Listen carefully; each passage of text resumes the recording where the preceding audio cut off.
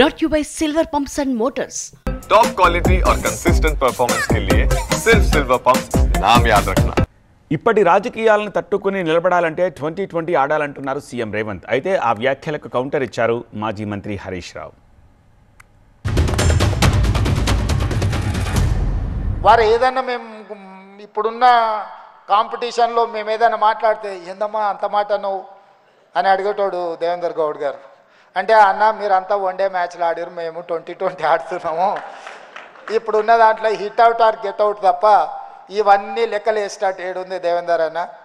పాతకాలంలో టెస్ట్ మ్యాచ్లాగా ఆడిర్రు జయపాల్ రెడ్డి గారు, పివి నరసింహారావు గారు, మరి చెన్నారెడ్డి గారు. ఆ తర్వాతి తరం మీరు వన్డేలు ఆడినరు అన్న, ఇప్పుడు మేము 2020 ఆడుతున్నాము.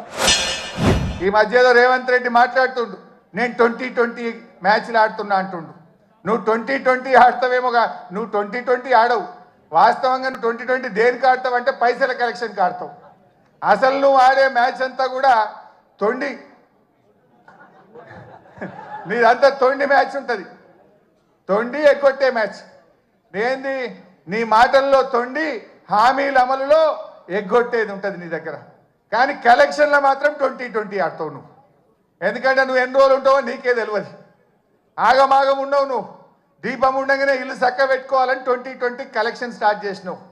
కానీ కేసీఆర్ అన్నీ ఆడతాడు. ఆయన టెస్ట్ మ్యాచ్ అయినా అద్భుతంగా ఆడతాడు, వన్డే అయినా అద్భుతంగా ఆడతాడు, 2020 అయినా ఆడతాడు. ఎప్పుడు ఏదాడలో గదా ఆడతాడు కేసీఆర్. ఎప్పుడు ఏదాడాలో ఆడతాడు. అవసరమైతే డిఫెన్స్ కొడతాడు, అవసరమైతే 6 కొడతాడు.